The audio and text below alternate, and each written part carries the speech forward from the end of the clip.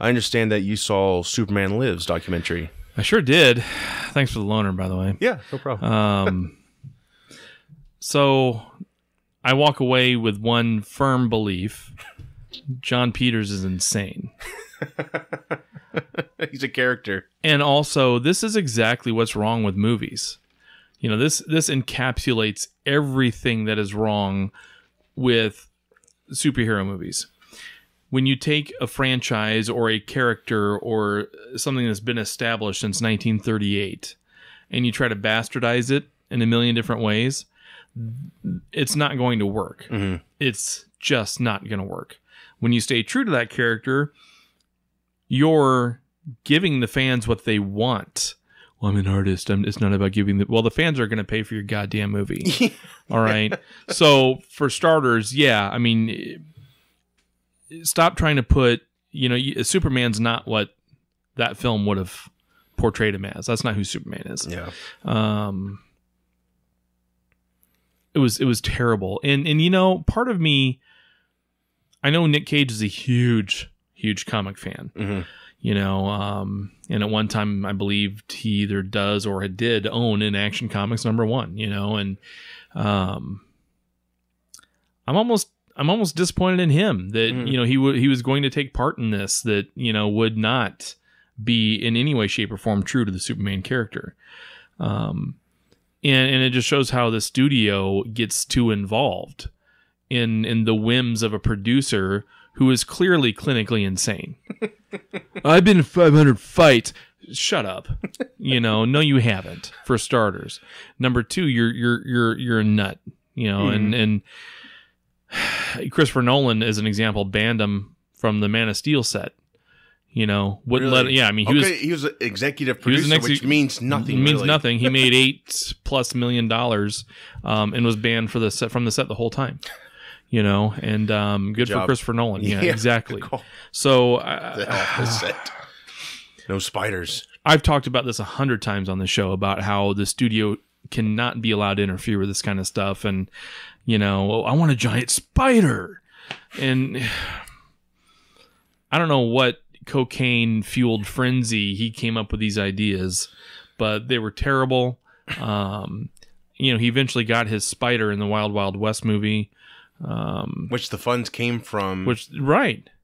The Superman Lives, right? Yeah. And it's just and the thing that gets me is that he's produced some very good films. The Color Purple, Caddyshack, Vision Quest from the 80s, you know, was a great movie. But I think when you're taking something that's already established and it's a property that's existed for a long time, well before he was alive, you don't just take that and make it your own thing. Mm-hmm. You take something that's not yours, you make it as great as you can while respecting what it is. They weren't going to do that with this movie. It was hard for me to get through this show. Really? I loved the documentary. Yeah. I did find it amazing, but it just pissed me off about 35 times to the point where I just stopped. I'm like, I want to drive to California and find John Peters and kick the shit out of him. But, you know, and Tim Burton. I love Tim Burton, but I think Tim Burton excels better at properties that aren't his. Or that are his. Only his. Yes. Right, that's what I mean. Sorry. And I think, you know, the first Batman aside, his own original stuff's just phenomenal, you know, but I don't know. I didn't even like his vision for it really per se, but it wasn't as bad as John Peters' vision, you know. I mean, it just... No suit, right? Yeah, I mean, something you know, like that. No punching, no flying, you know, and you know, he's denying all that stuff that Kevin Smith was talking about. Of course.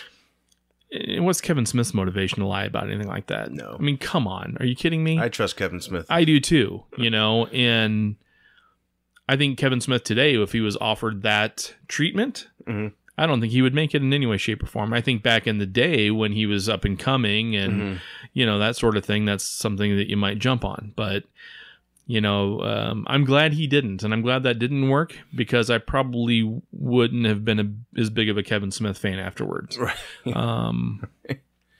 Yeah, they tossed his script, actually. They did. Because he was on before Burton came on. Yep. So. It was him first and then Burton. and I guess he was with the Warner execs, and he had option of Beetlejuice Goes Hawaiian Right. and Superman. He's like, oh, Superman, okay. Yeah. And in a way, I think we owe. I mean, I love the documentary. I think John Schnepp did a great job. Of course, he's from Collider. Yes. He's done other things, but man, he was awesome. Yeah, he did a great job, and I think he balanced it pretty well about, oh, that's kind of fascinating, and then like, what the hell? He was amazing in that he didn't take an editorial stance on anything. I mean, he presented the views, as a documentary, as he should. He was phenomenal. And again, the documentary is excellent. I would recommend it to anyone, especially if you're a fan of comics or comic movies. I think it's important to educate yourself about that process, what that looks like, and why a lot of movies suck. Yeah. They don't learn their lesson, it seems. No, they don't. Like, let's just tinker with it still. Ego takes precedence over smarts, and that's... And John Peters is all about ego. Oh, my God. I made this, I made that. Yeah. Oh, God. Yeah. I've been in 50 fights, he 500. said. Oh, 500. And so as soon as, I hear that coming out of somebody's mouth, shut up. How are you still alive? Right. You have not... If you've been in 500 fights, what toddlers have you been beating up? Because that's about all it's going to be. Yeah. Yeah. Get a haircut. I'm trying to remember. It's been a while since I've seen it. I was trying to see it recently to refresh, but I just didn't get around to it. But there is some, I kind of thought Christopher Walken as Brainiac might have been good. Maybe. I'm just glad. You know what? Yeah. I'm glad we don't have to find out. I think I would. I kind of liked the, and actually we got, didn't we get Kevin Spacey from this treatment? Because he was going to be Luthor. Right. And there's a few consistent pieces that we saw in Superman Returns and that sort of thing, but the whole water thing, supply or whatever, and I just, God, it wasn't. I remember, that when they showed that suit that lights up, a lot of people were like, "Oh my God, that's a suit," but then they were like, "No, this is just like a regeneration thing," and I was like, "Okay, that's a little bit easier to accept," but still was like, "Damn!" I mean, they weren't. They were probably close to perfecting it. I really dug Brainiac's skull ship. I thought that was really cool. Yeah. And wow, what dick moves the financiers did, or the producers or whoever. Yeah. They basically went to the modeling department, knowing that this movie is going to be canceled like, the next day or so. Mm-hmm. Hey, can we borrow the model? We just want to take a look and at they it. took it. Yeah. And I think it's somewhere now. I think actually they showed it in a museum or something. Yeah. I don't know. But man, it looked really cool. I'm surprised it's not in John Peters' bedroom. Probably. He's looking down on him. Oh God. Yeah. He that guy should get a movie made after him. Just be like a fictional movie. Well, Fights. Honestly, I'd watch it as a dramatic biopic for, the rise and fall of, a quote unquote Hollywood great. Mm-hmm.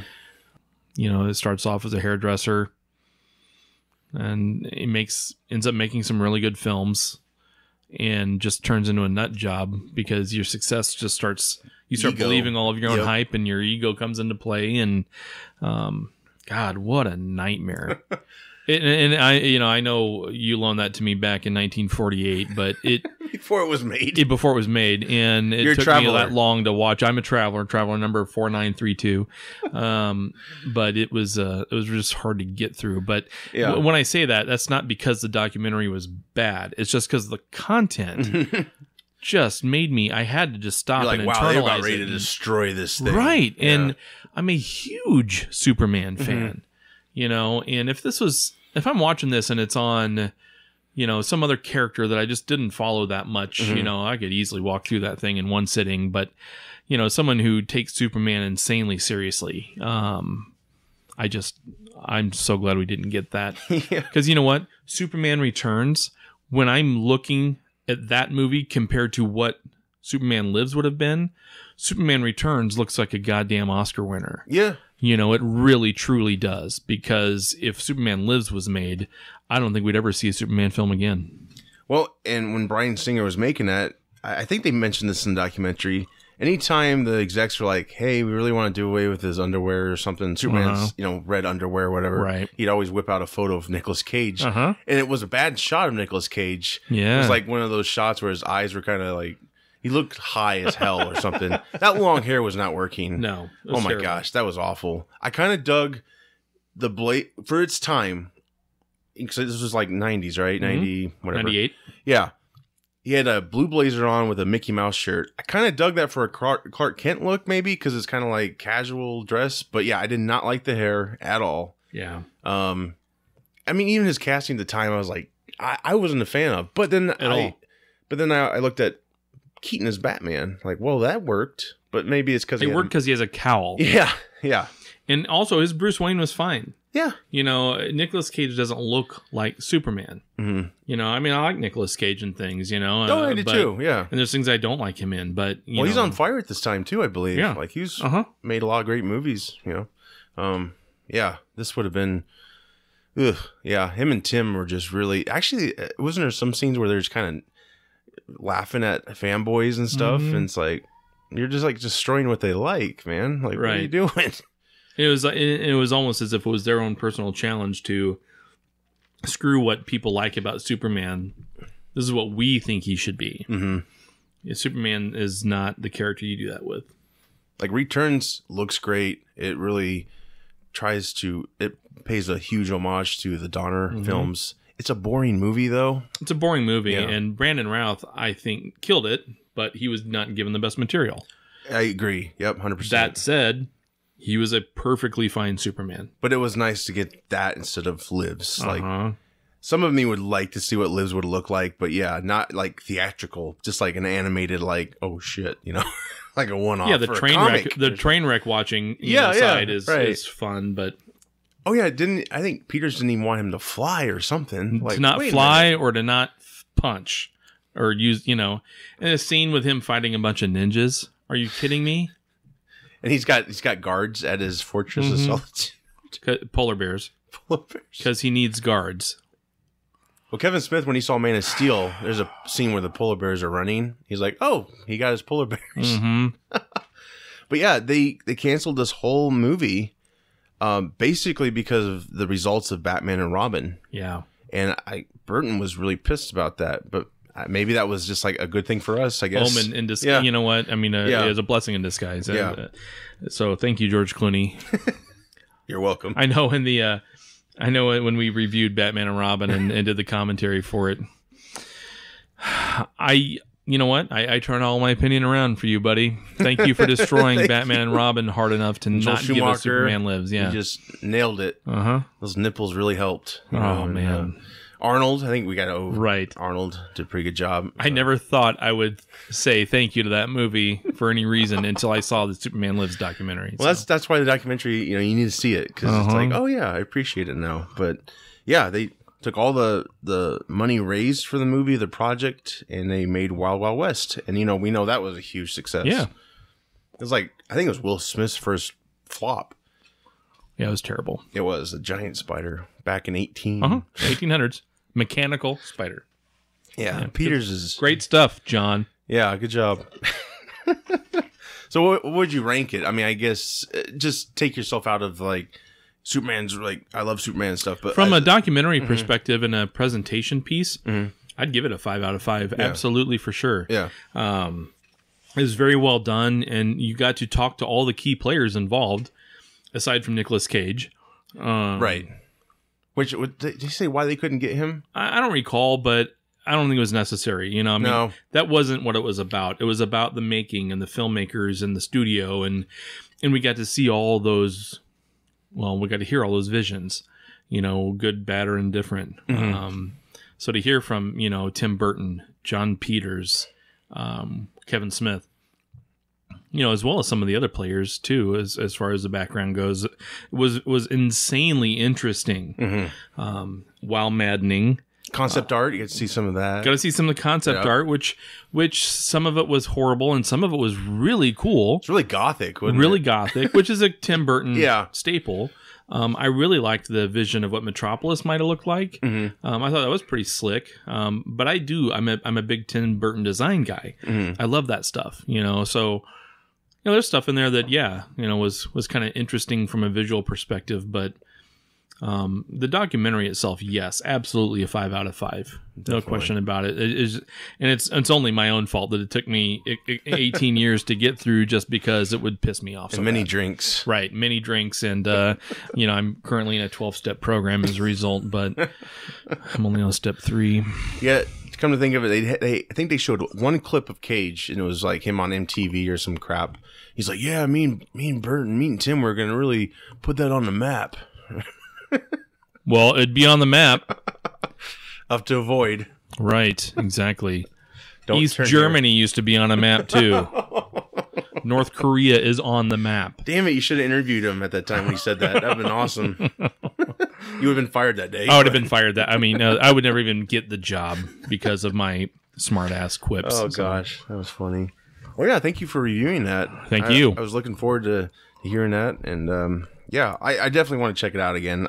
It doesn't really bother me too much. I'm really fascinated, and yeah, some of it, like you said, some of the designs were cool, and yeah, that stuff I'd like to see. But yeah, and even Kevin Smith's script I think his script was setting up a multiverse, sort of. Like he was talking about other things. I think he was talking about he even put Gotham in it. I mean, it's like, man, shit, they would have been so ahead of its time if he would have done some of that. But yeah. I love Kevin Smith, so I'm hoping that he would have had a chance to make that as best as he possibly could. Sure. But yeah, just him and Tim Burton or John Peters. Oh, John Peters, yeah, that too. I like how he because Tim Burton was on after, so it was right. Yeah, John Peters is just accusing Kevin of being full of crap. Who do I believe? The sane person who's just talking about, what happened and his experience?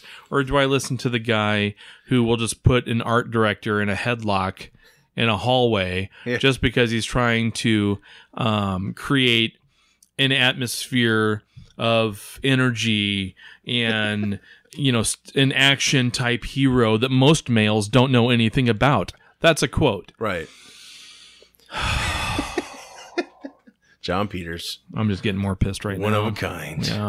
That would be the name of his movie. His bio movie. One of a kind. Directed by Steve Wright. Thank God He's Gone. Directed by Steve Wright. Executive producer John Peters. Did you see this movie? It made so much money.